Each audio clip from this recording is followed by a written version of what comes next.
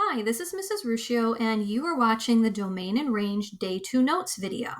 Today, we're going to be expanding our knowledge and understanding of domain, the x values, and range, the y values, to discuss different types of points and arrows on the ends of functions. And because of that, the notations are going to look a little different. So let's dive into example number 1.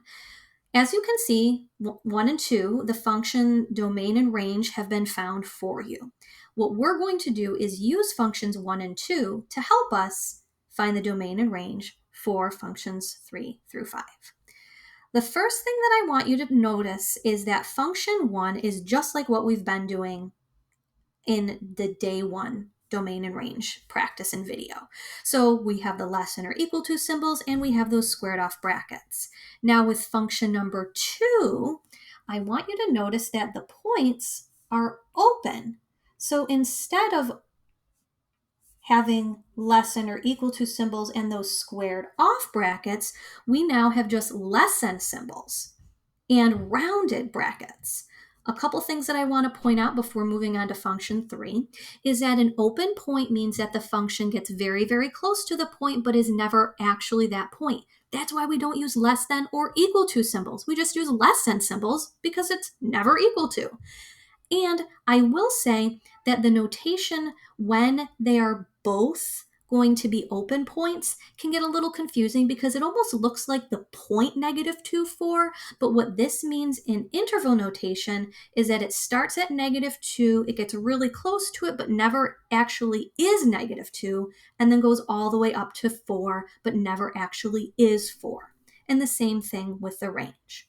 So if we look at example number 3, function number 3, notice how when we're dealing with our domain, let's sandwich our function in like what we're used to doing. So from -2 to 4, there is a closed point here and an open point there.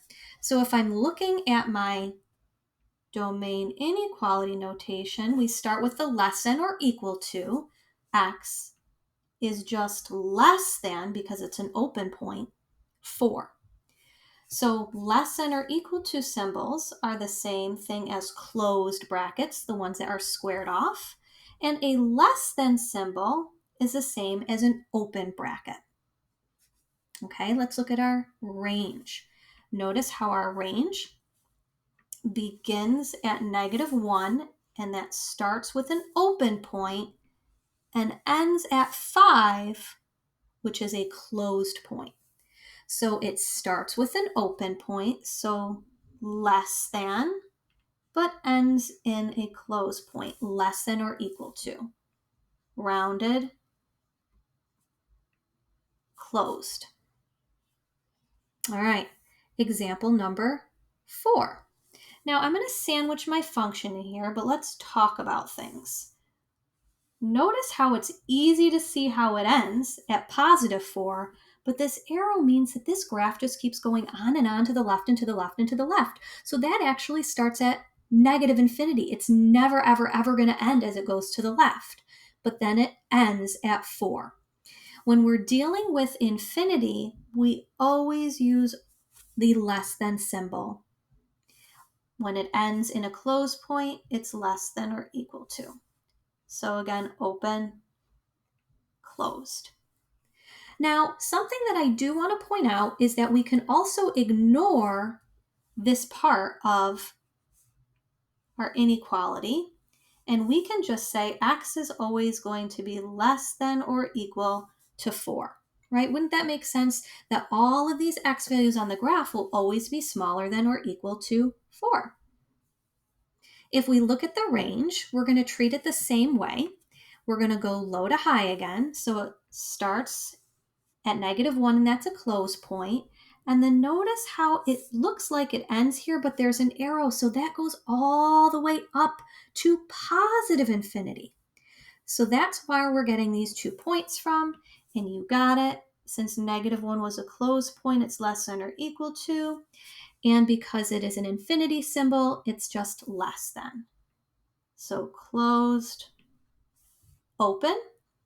Now this one we want to be a little bit careful because we would like to ignore this part here, but notice how the y is actually on the left-hand side when it's on the right-hand side up above here. So if you look at the graph above, y is always going to be higher than -1 because all these points are higher than -1. And it can equal -1 because there's a closed point there. So y is greater than or equal to -1. All right, function 5. Let's write out function 5. So the domain, -2 all the way to, oh, interesting. So -2 has a closed point, so is less than or equal to x. Now, is it going to be less than or equal to if there's an arrow there? Just less than, you are right. And then we're going to draw that infinity because of the arrow. We can also write this in any interval notation. I almost said inequality notation. So -2 to infinity, since -2 is a closed point and infinity is an open point, closed, open. Let's do the same thing with range. Range starts at -infinity and goes all the way up to 5. And it includes that. So -infinity is less than y is less than or equal to 5, or -infinity goes all the way up to 5. Open, closed, open, closed, open, closed. All right. Let's keep heading on to the last two examples. We're going to find the domain and range of these guys here. So the domain, let's check it out. Domain is left to right. And with the domain and range, we get to pick the notation that we want. So let's do interval notation for the first one. So this is -1, 2, 3, 4. And notice how it's included. So we're going to square off the bracket, comma, how far right does it go? If you said positive infinity with an open bracket, you are correcto. Let's do the same thing with range. How low does this graph go?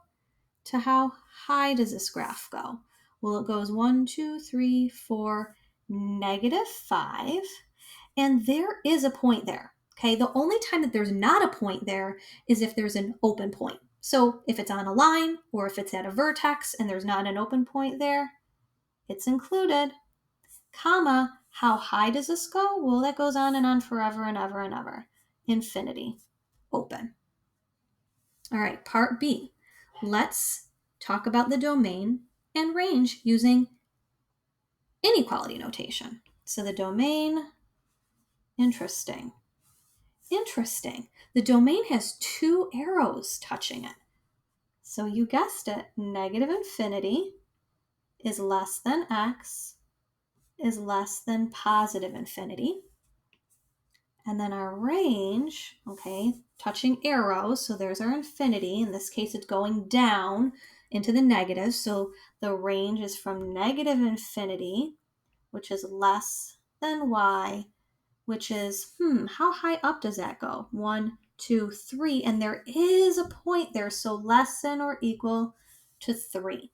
We can also look at this as y is always going to be less than or equal to positive 3.